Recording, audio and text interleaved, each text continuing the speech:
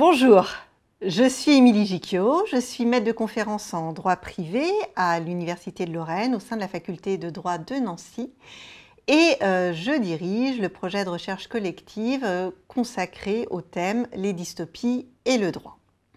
Ce projet lancé il y a un an réunit aujourd'hui 27 chercheurs dans le cadre d'une collaboration entre les universités de Nantes et de Lorraine et plus spécifiquement entre l'Institut François Génie à Nancy, l'Institut de recherche en droit privé et le laboratoire droit et changement social à Nantes. Sont à l'honneur des doctorants et jeunes docteurs en droit de Nantes et de Nancy, jeunes chercheurs qui sont les principaux contributeurs au projet. Interviennent également des professeurs et maîtres de conférences en droit passionnés par cette thématique. Un séminaire virtuel a déjà eu lieu en avril afin que soit restituée une partie des travaux, mais aussi afin que tous les chercheurs impliqués dans ce projet puissent échanger. La suite consistera en la publication d'un ouvrage collectif recueillant l'intégralité des travaux aux éditions Marie-Martin dans la collection Droit et littérature.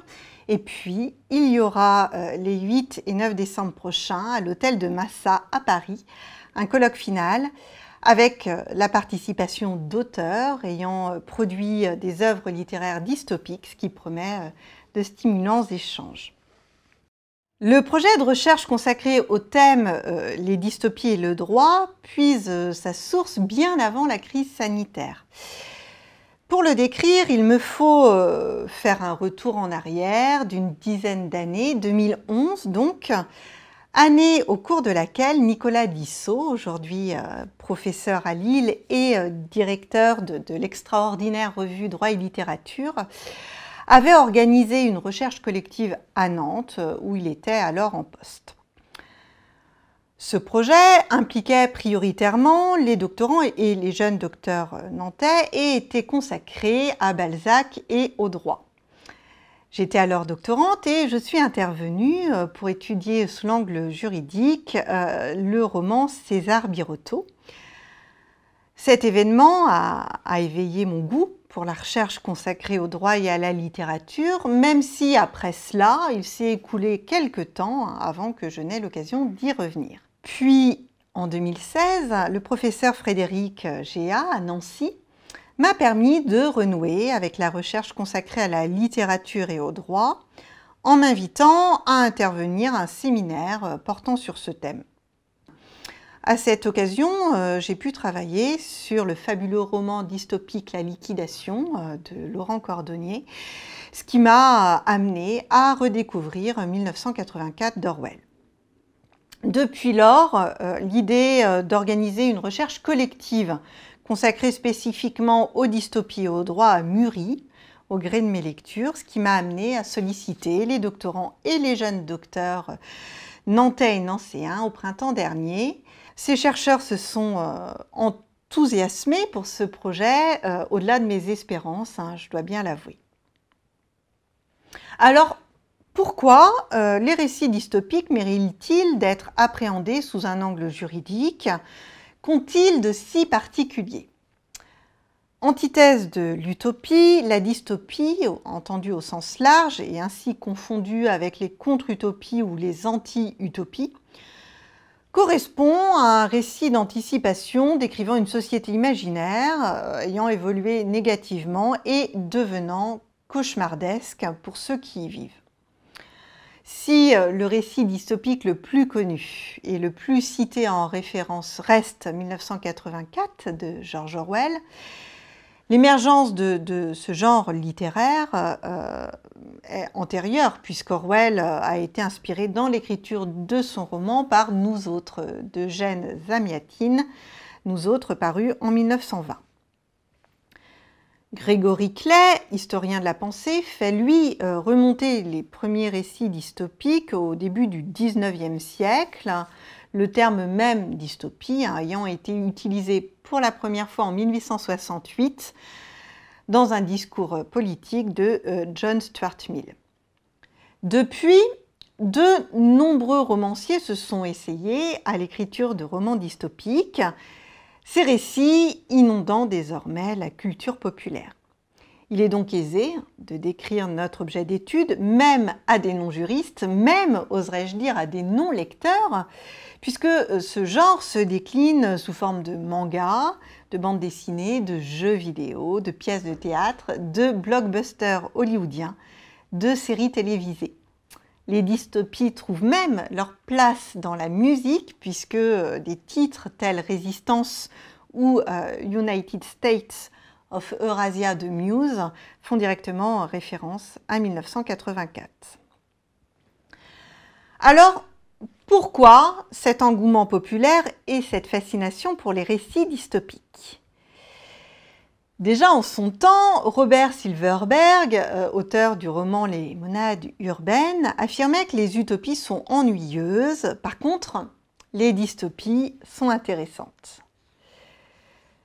Cet intérêt pour ces récits s'explique parce qu'ils réveillent en nous l'angoisse de voir nos sociétés basculer vers les sociétés décrites dans ces œuvres, sociétés finalement très proches de notre réalité. En ce sens, les dystopies se distinguent des romans de pure science-fiction, puisque les sociétés décrites sont plausibles et même parfois réelles. Margaret Atwood a ainsi expliqué à propos de son roman La Servante écarlate qu'elle s'était fixée comme règle de ne décrire que des événements s'étant déjà réalisés au cours de l'histoire. Le journaliste Julian Assange, fondateur de Wikileaks, affirme ainsi qu'à moins d'un changement de cap, la civilisation mondiale sera devenue d'ici à quelques années une dystopie de surveillance postmoderne à laquelle seuls les plus habiles auront une chance de se soustraire. Les dystopies sont donc le reflet des craintes actuelles de voir nos libertés individuelles se dissoudre au nom des exigences devenues supérieures de sécurité et d'intérêt général.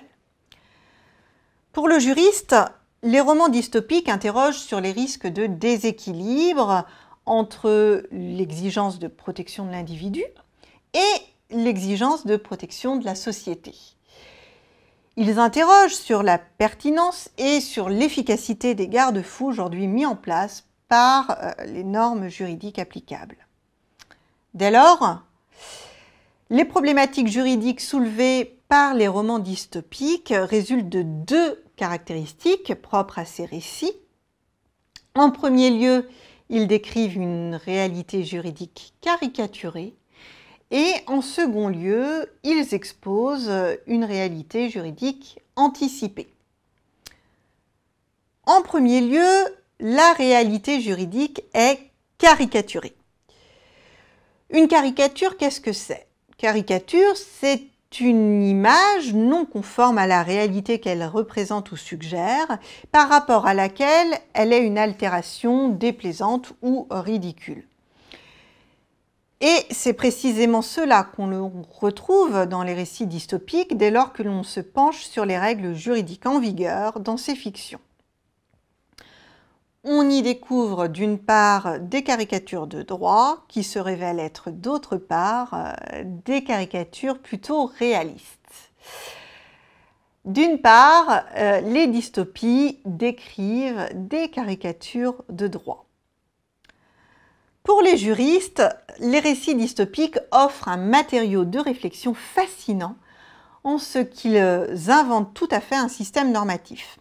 Le droit est donc au cœur de ces récits puisque le lecteur doit très vite pouvoir comprendre ce qui est juridiquement attendu des individus, ce qui est autorisé, ce qui ne l'est pas, ce qui est sanctionné et comment. Ainsi, dans de nombreuses dystopies, on est stupéfait par l'absence de droit à la vie privée et de droit à l'opinion individuelle. Les auteurs vont prendre soin de décrire les institutions en charge de veiller au respect de ces règles par les individus. Ainsi, dans le roman Corpus Delicti de Julie Zay, l'auteur, qui est avocate de formation, décrit de manière très poussée la méthode imposée par l'État, méthode qui vient se substituer au système normatif antérieur et qui a pour fonction de maintenir l'intégralité de la population en bonne santé. Dans cette société, la maladie n'existe plus et sont jugés et sanctionnés sévèrement ceux qui ne respectent pas les contraintes imposées par la méthode, notamment des contraintes liées au sport obligatoire, au sommeil et à l'alimentation. Le procès qui est décrit dans cette œuvre ressemble à s'y méprendre à un procès contemporain avec un procureur, un tribunal paritaire, un avocat. Des règles imposées pour s'assurer du respect du contradictoire, mais les infractions reprochées aux prévenus sont tout à fait ubuesques et les sanctions encourues complètement disproportionnées. Et si dans les dystopies, le système normatif est une fiction, il a cette particularité de nous être tout de même familier, car ce système normatif n'est pas tout à fait étranger à une forme de réalité. D'autre part, les dystopies décrivent des caricatures réalistes. Orwell affirmait que les meilleurs livres sont ceux qui racontent ce que l'on sait déjà. Et il est vrai que les systèmes juridiques mis en place dans les sociétés dystopiques nous demeurent familiers. Soit d'abord car ils s'inspirent de notre passé, et c'est le cas dans la quasi-totalité des dystopies où la torture et la peine de mort refont leur apparition. Soit ensuite car ils s'inspirent de notre présent. Alors ici, je vais reprendre l'exemple du procès dans le roman Corpus Delicti, car la lecture de ce roman m'a naturellement renvoyé aux situations ubuesques provoquées par la crise sanitaire et particulièrement durant le premier confinement. Souvenez-vous, des peines d'amende ont été infligées à des SDF non munis d'attestation. Voilà une réalité juridique kafkaïenne pour qui y est confronté. On ne peut qu'être sidéré et dénoncer ces conséquences réelles des contraintes juridiques imposées en pleine pandémie pour protéger la santé de la population. Le pragmatisme a parfois été abandonné au profit d'une rigidité caricaturale des contraintes légales. Donc, soit finalement que ces œuvres s'inspirent de normes à venir. Je songe ici au roman dystopique qui s'inquiète du maintien d'une forme de vie après la mort. C'est le cas par exemple dans Ubik de Philippe Cadic. Dans ce roman, l'esprit des défunts peut être maintenu un certain temps, permettant aux proches de les consulter régulièrement. Bien sûr, cette possibilité résulte des évolutions scientifiques. Et si aujourd'hui nous n'en sommes pas là, les problématiques relatives à la personne confrontée à l'intelligence artificielle occupent de nombreux chercheurs en droit qui s'interrogent très sérieusement sur les conséquences juridiques de ces avancées scientifiques et technologiques et qui anticipent cet avenir probable. Car si les dystopies caricaturent le droit en imaginant le pire de ce qu'il peut advenir, elles permettent aussi aux juristes d'anticiper la réalité juridique à venir afin de conjurer le risque de voir nos sociétés basculer vers une nouvelle forme de totalitarisme. En second lieu, la réalité juridique est anticipée. Les récits dystopiques se déroulent toujours dans un avenir relativement proche pour leurs auteurs, qui vont situer ces récits quelques générations seulement après eux. L'intérêt pour l'auteur du roman est tout à la fois d'anticiper des progrès technologiques plausibles, d'une part, les prochaines étapes scientifiques, en quelque sorte, tout en anticipant les régressions sociétales susceptibles d'en résulter d'autre part. D'une part, les dystopies anticipent les progrès technologiques.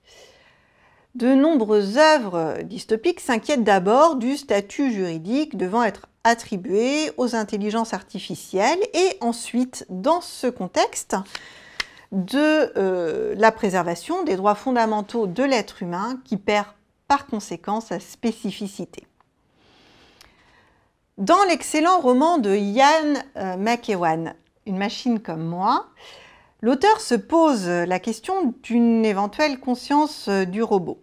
Ainsi, à propos d'un robot, Adam, prototype ayant la même apparence qu'un homme, son créateur considère qu'il est doué de sensations et possède un moi.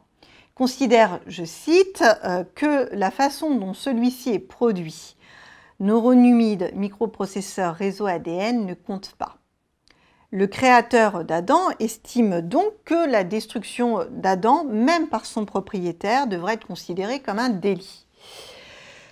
Parallèlement, des récits dystopiques viennent remettre en question le caractère sacré de la vie humaine. Par exemple, lorsque les êtres ont été conçus grâce au clonage. C'est le cas dans Auprès de moi toujours de Kazuo Ishiguro. Dans ce récit, on suit l'histoire de 3 enfants qui grandissent ensemble dans une école idyllique en Angleterre.